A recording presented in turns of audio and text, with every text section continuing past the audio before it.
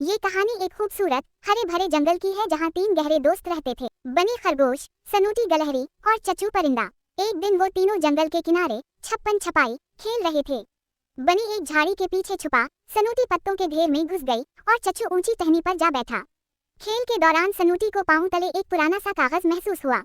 जब उसने उठाकर खोला तो हैरत अंगेज तौर पर वो एक खजाने का नक्शा निकला। बनी की आंखों में तजस्सुस चमका, सनूटी खुशी से छलांग लगाने लगी और चच्चू ने खुशी में परों को फड़फड़ा। तीनों ने फैसला किया कि आज का खेल छोड़कर इस खजाने की तलाश पर निकलेंगे। नक्शे के मुताबिक सबसे पहले इन्हें एक छोटी मगर चुलबुली नदी पार करनी थी।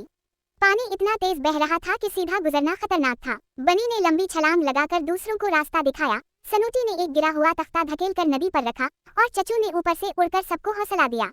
कुछ कोशिश के बाद तीनों ने नदी कामयाबी से पार कर ली। आगे बढ़ते हुए इन्हें कांटों वाली झाड़ियां, फिसलन वाली ढलवान और घने साए वाला जंगल मिला जहां रोशनी मुश्किल से आती थी। हर मुश्किल में वो एक दूसरे का सहारा बनते रहे। कभी बनी आगे बढ़कर रास्ता साफ करता, कभी सनूटी अपनी तेज चालाकी से रुकावट का हल निकालती और कभी चच्चू हुआ से रास्ता देखकर नीचे आकर रहनुमाई करता।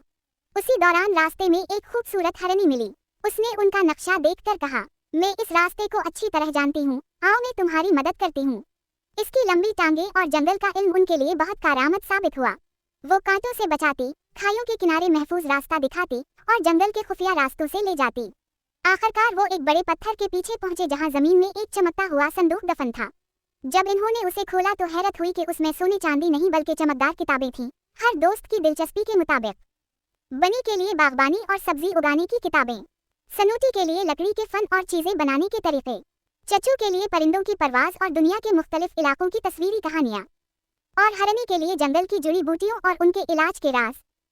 ये उनके लिए दुनिया का सबसे कीमती खजाना था, क्योंकि ये उनके शौक और इल्म में इजाफा करने वाला था। किताबें बांटने के बाद सबकी आंखों में खुशी और दिल में शकरगुजारी थी। अब वो तीन नहीं बल्कि चार गहरे दोस्त बन गए थे, जो न सिर्फ एक दूसरे का साथ देते बल्कि एक दूसरे के ख्वाबों को भी पूरा करने में मदद करते। इस दिन के बाद वो नए महमाती सफर करते, खजाने से सीखते और कभी एक दूसरे का साथ नहीं छोड़ते।